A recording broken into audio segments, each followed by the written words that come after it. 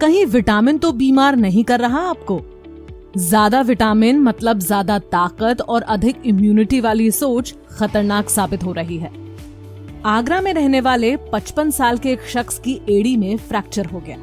उसने एक स्थानीय ऑर्थोपेडिक स्पेशलिस्ट को दिखाया। डॉक्टर ने जो दवाएं लिखी उसमें विटामिन डी सप्लीमेंट भी था, हफ्ते में एक बार, 1 महीने तक। उस शख्स से समझने में शायद कुछ भूल हो गई और उसने हर दिन विटामिन डी लेना शुरू कर दिया। अब आप सोच रहे हैं कि इसमें क्या बड़ी बात है, विटामिन ही तो है, जितना ज्यादा उतना बेहतर। लेकिन नहीं, मुश्किल से 1 हफ्ता बीता होगा और उस शख्स को टूटी एड़ी के अलावा भी कई दूसरी दिक्कतों ने घेर लिया। उल्टी, खाना ना पचना, चक्कर।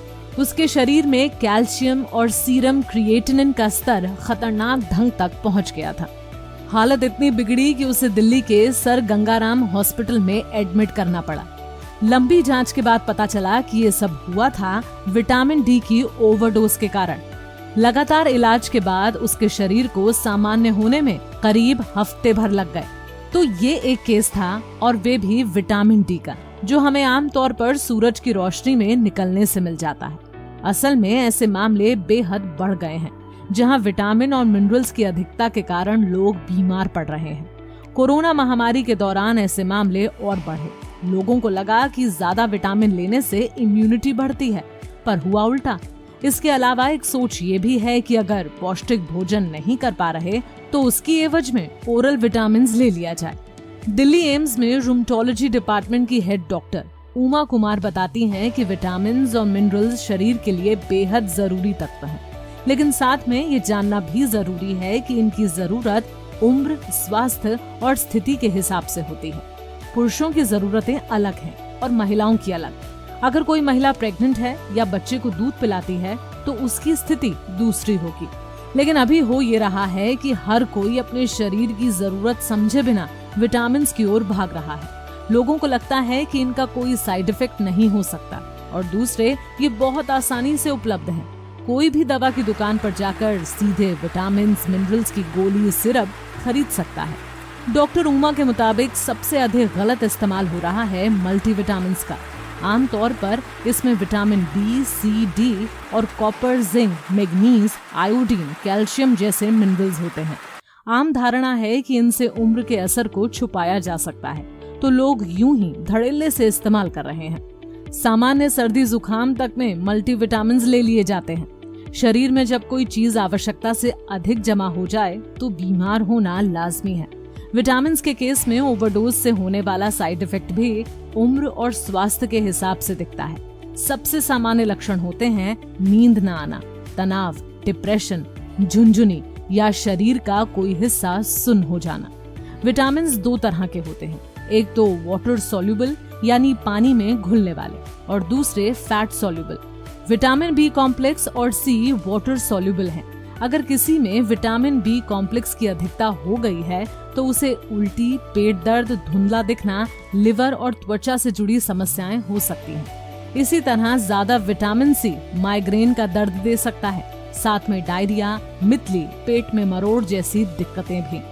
दूसरी ओर फैट सॉल्युबल विटामिन यानी ए, डी, ई और के की ओवरडोज ज्यादा खतरनाक साबित हो सकती है, यहाँ तक कि जानलेवा भी। आगरा के उस मरीज का उदाहरण सामने है जिसे दिल्ली लाकर हॉस्पिटल में एडमिट कराने की नौबत आ गई। उस मरीज को देखने वाले सर गंगाराम हॉस्पिटल में इंटरनल मेडिसिन के senior consultant doctor Atul Gogia ने बताया कि हर साल ऐसे 8 से 10 मामले आते हैं।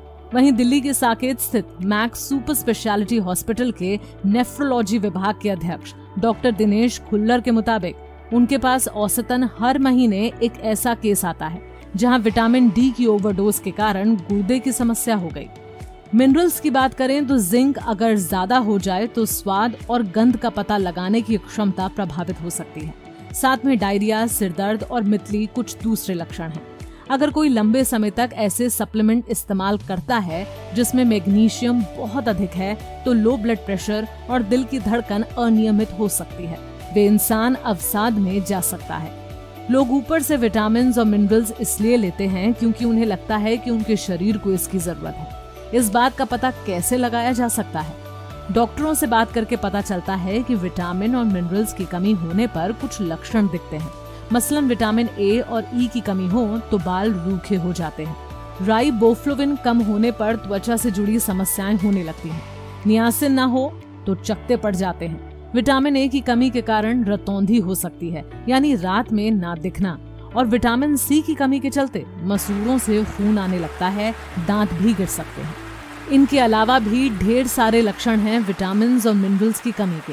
बुजुर्गों, बच्चों, प्रेग्नेंट महिलाओं और शराब के लती लोगों में सामान्य तौर पर कमी पाई जाती है। जिनमें आंतों से जुड़ी या कैंसर जैसी कोई पुरानी बीमारी है, उनमें भी विटामिन की कमी होने की आशंका अधिक रहती है।